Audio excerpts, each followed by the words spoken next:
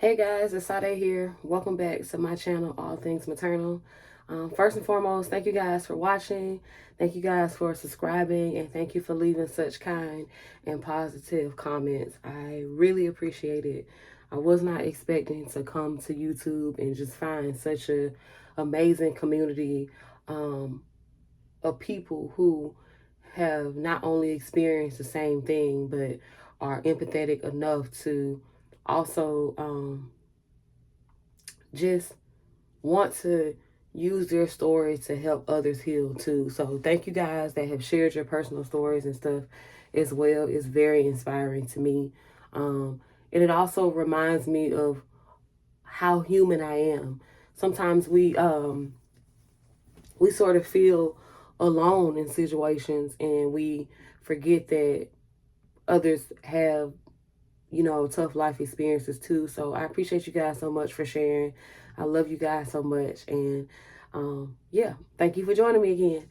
So today I just want to talk about my self-image after the abuse. Not even necessarily my full self, but I guess mostly my body image. Um, for a very long time, I have struggled with my weight. I'm currently 183 pounds, but I have been 267 pounds before. That's my heaviest. I've been on a weight loss journey on and off for a couple of years now, but I'll be honest with you, because I've struggled with my body image so much, I do a lot of fad dieting. So I have went through seasons of just overeating, and then I've went through seasons when I starved myself, to be completely honest, and I did not eat um like I should, just because I was tired of being overweight, or just tired of being last picked. And what I mean by last picked, and I'm not speaking to my adult self, I'm speaking to that 12 or 13-year-old version of myself that was bullied in school because I was overweight and because I did have acne. Um, I'm speaking to that small girl that was bullied there and also bullied at home by her mom. I'm speaking to that small girl simply because that small girl, because she was abused at home and abused at school, she grew up to, to thrive, quote unquote, because it wasn't a full thrive. It was more of a evil thrive and not a positive sort of righteous thrive. But I thrived in these relationships with people who constantly brought me down, people who were basically confirmation to the inner voices of the people from my childhood. And I remained indebted to these people who hurt my feelings, and I didn't know how to separate, simply because I had a bad body image, because I did not like my body, because I was touched when I was a very small girl inappropriately by my mom, and because I was emotionally abused, and because I was constantly bullied at home and bullied at school. I just did not have the self-image that I desired. And I struggled with it for a long time. I've gotten to a better place now with my weight, actually. And I got to that better place by recognizing that it's okay to make mistakes. And so I don't really struggle as much with overeating and undereating as much. Now it's just forgiving myself for the issues with my weight in the past, because I also, for a very long time, and this isn't something I've ever admitted to anybody publicly before, but I had an addiction to cornstarch. I had an iron deficiency a couple of years ago, and I used to eat raw cornstarch. I would go to the store and I would buy the container of Argo cornstarch, and I would eat this cornstarch. And it was also the source of a tremendous amount of weight gain. I gained maybe 20 or 30 pounds just from eating cornstarch, and it actually messed me up at a gastrointestinal uh, um, way, because I for a while I had issues using the bathroom. I struggled with constipation. It was a lot of stuff that happened because of this cornstarch, which is another addiction that I do believe I picked up on, not only because of the low iron, because even after my iron situation was rectified, I still found myself walking in gluttony because I just could not put the cornstarch down. It had no flavor for me, and it was doing nothing for me nutritionally. I was just eating it just out of gluttony, just to eat and overeat because I could. I eventually weaned myself off the cornstarch as well, but this just goes back to that inner voice in my head telling me that, hey, you're fat, you're ugly, you're never going to amount to anything, you might as well not try.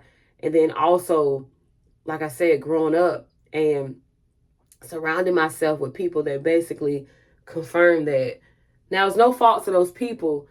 I did not know that I was broken, and so I easily walked into these relationships that with these people who, in hindsight, I realized were broken as well, because hurt people hurt people. I know that's a cliche line, but y'all, it's so much truth to it.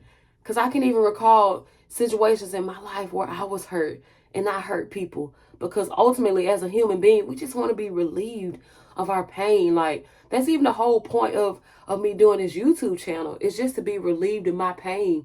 I've spoken to people, so I've did the therapy thing. I've had even in the church, I've had mentors and people to talk to, but there was still just like areas of where I just feel like I need to release my pain. And so I come here and I use this as a avenue to release my pain. And other people don't think the same way. They don't think, okay, maybe I can be vulnerable and open myself up and share my pain and connect with others and not only heal myself, but we all can heal together, and we can form this community and create this safe space and heal. Everybody don't think like that. Some people, they don't want to feel shamed and they don't want to just feel bad in general. So they will just project that stuff, off onto you. And I recognize that a lot of people I used to hang out with did that. And I realized that my mom did that too. So I'm in a better place with that. And I'm okay with it now. But I did want to shoot this video. And I did want to encourage you guys that are struggling to walk away from those people. I want to encourage you by saying that it's okay to walk away from people that hurt you. Listen, I know it hurts. I walked away from a lot of people throughout the years. And with each person that I walked away from, I saw God elevate me and just change my life in general. If you look at one of my first videos before I actually started talking about my abuse, I spoke about how for years I hung out with a group of abusive people, in particular a woman. And as soon as I separated from her, God elevated me on my job. For the first time in my life, I was in a position of management, and I have maintained that. Even though I left that job, I am now 5 years into working management roles. And this is somebody who dropped out of high school. I don't have a college degree. And I know, and I don't say this from a place of pride, I say this from a place of truth to encourage you. I have seen myself and have had knowledge of myself making more money than people who have a degree. And it's not because of something I did, but I believe it's because I was obedient to God and I had the courage to walk away. I was tired of being hurt, and I said, you know what? I'm going to walk away from this situation. And the next thing I want to say is that you're not anyone's punching bag.